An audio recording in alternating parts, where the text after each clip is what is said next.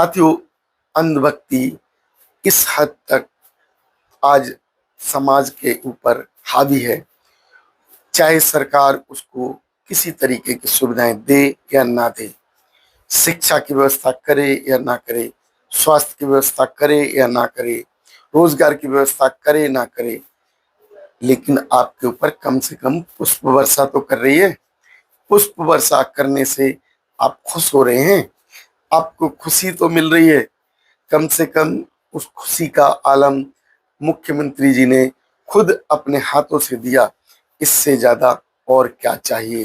सभी साथियों का बहुत बहुत स्वागत। साथियों, आज मेरठ में कांवड़ियों पर पुष्प वर्षा की गई और पुष्प वर्षा से कांवड़ियों को खुश करने का जो इंतजाम था वो योगी जी के द्वारा खुद किया गया। योगी जी ने मंच संभाला और कांवड़ियों पर पुष्प डालने की शुरुआत की। उसके बाद हेलीकॉप्टर से भी पुष्प वर्षा की गई। साथियों, किस तरीके से आज जो कांवड़िए हैं वो कांवड़ यात्राओं में आ रहे हैं, लंबी लंबी दूरी तक जा रहे हैं, उसी अ, आधार पर हमारे मुख्यमंत्री जी योगी आदित्यनाथ जी के द्वारा पुष्प वर्षा की घोषणा की गई और 7 जिलों में ये घोषणा की गई थी। उसमें जो गाजियाबाद का नंबर 10 तारीख का आता है।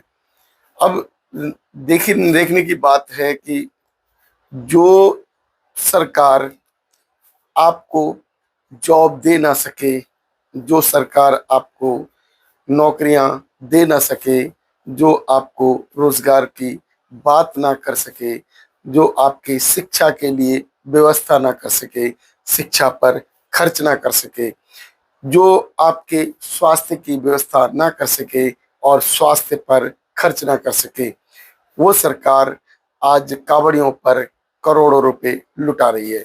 अब करोड़ों रुपए लुटाने का जो सीधा सीधा मतलब होता है 2027 का इलेक्शन, क्योंकि अभी के जो कांवड़िए हैं, जो कांवड़ यात्रा में जा रहे हैं, उनका सीधा सीधा संबंध 2027 के इलेक्शन से है। आज की जो सरकार है वो किस तरीके से कांवड़ियों को रिझाने का, कांवड़ियों को मनाने का जो काम कर रही है, कांवड़ियों पर पुष्प वर्षा का काम कर रही है। क्योंकि अभी कुछ दिन पहले इसी जो जंतर मंतर पर युवाओं के ऊपर लाठियां चलाई गई थी, डंडे बरसाए गए थे, उनकी कील लगाकर डंडों में वो पिटाई की गई थी। उन्हें किस तरीके से मजबूर किया गया था उस प्रोटेस्ट को करने के लिए, क्योंकि प्रोटेस्ट करने से पहले जो आंदोलनकारी थे उन्होंने सरकार से बहुत गुहार लगाई कि जो पेपर लीक है उसे रोका जाए।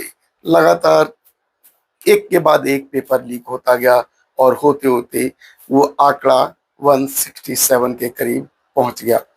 अब जो सरकार किसी तरीके से समझने को तैयार नहीं थी, उस समय धरना प्रदर्शन हुआ और कॉकरोचेस ने सरकार के घुटने टेकने पर मजबूर किया।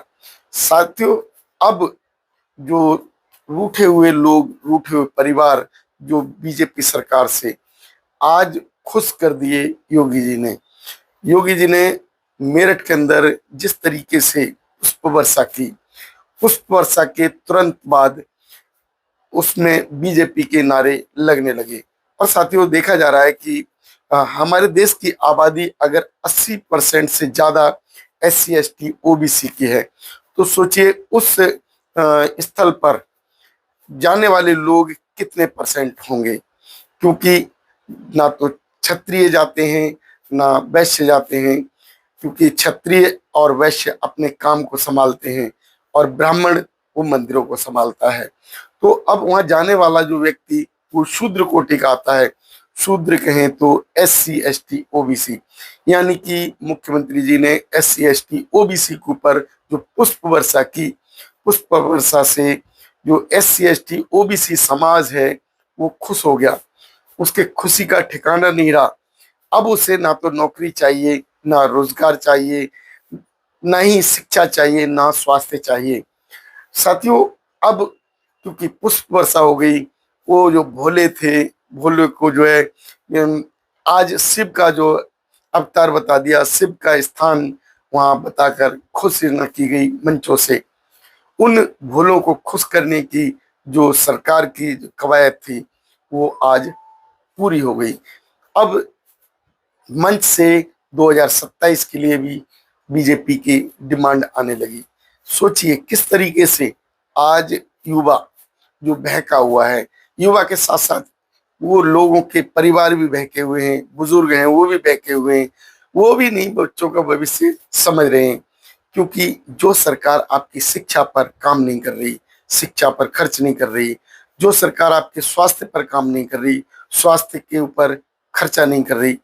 आप देखो हॉस्पिटल्स के अंदर गिने चुने जिले के अंदर एक दो हॉस्पिटल हैं, वो भी बीजेपी से पहले के बने हुए।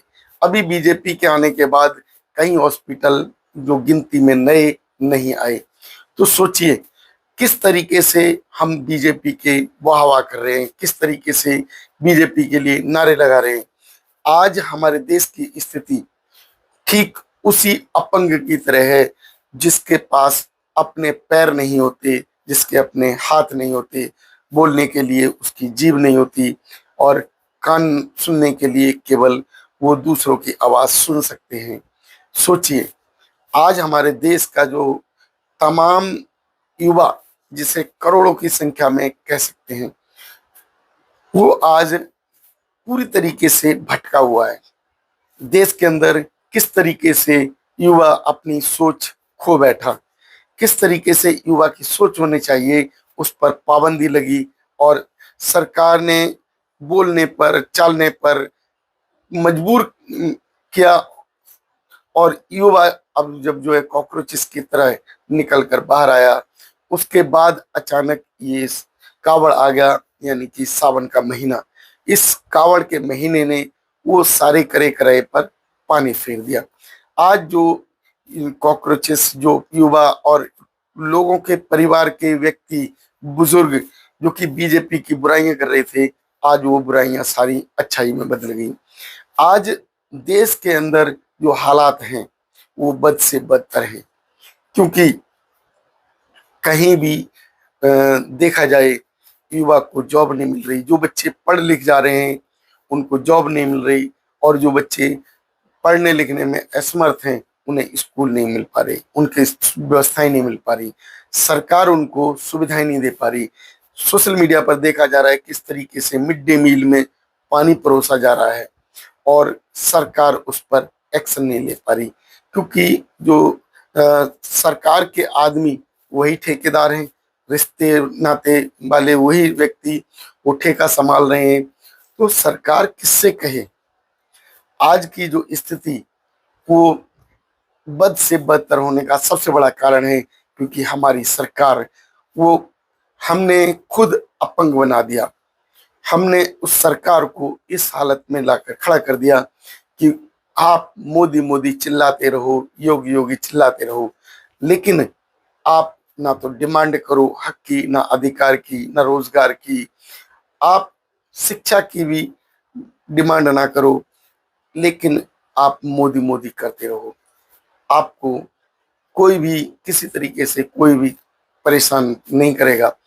हाँ, यदि आपने सरकार के विरोध में आवाज उठाई तो शायद आपके ऊपर एक्शन हो जाएगा।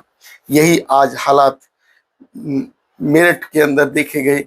मेरठ के अंदर जिस तरीके से कावड़ियों पर पुष्प वर्षा करके 2027 का इलेक्शन बनाने की कोशिश की, आज वो स्थिति साफ हो गई कि हमारे देश के अंदर अंधभक्ति वो जगह बना चुकी है। आज देश के अंदर अंधभक्तों की कमी नहीं है।